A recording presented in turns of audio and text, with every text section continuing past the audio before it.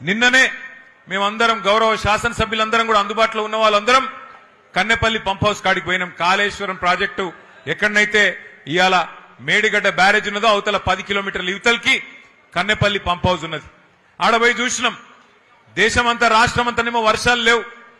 మొత్తం 33 జిల్లాలలో 26 జిల్లాలలో వర్షాభావ పరిస్థితులు ఉన్నాయి. వర్షం తక్కువ పడ్డది. రైతు మొగులు దిక్కు చూస్తున్నాడు. కానీ అక్కడ పోతే 1,00,000 క్యూసెక్కుల నీళ్లు కిందికి పోతున్నాయి.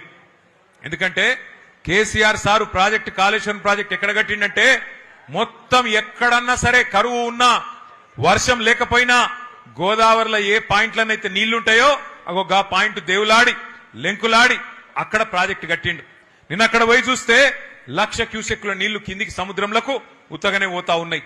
అందుకే నిన్న పోయి అక్కడ విజ్ఞప్తి చేసినాం రాష్ట్ర ప్రభుత్వానికి, అయ్యా ముఖ్యమంత్రి గారు, నీకు మా మీద కోపం ఉంటే కేసులు పెట్టుకో, నీకు మా మీద కోపం ఉంటే ఏమన్నా చేసుకో, కానీ మా మీద కోపం రైతుల మీద తీయకు. ఇగో పంపు దగ్గర కన్నెపల్లి పంపు దగ్గర 1,00,000 క్యూసెక్కులు కిందికి పోతున్నాయి. ఆడ నువ్వు చేయాల్సిందల్లా 2 పంపులు చాలు చేస్తే చాలు, మొత్తం రాష్ట్రం అంతా సుభిక్షంగా అవుతుంది కాళేశ్వరం ప్రాజెక్టు వల్ల, దయచేసి ఆ పని చెయ్యు అంటే చేస్తలేడు.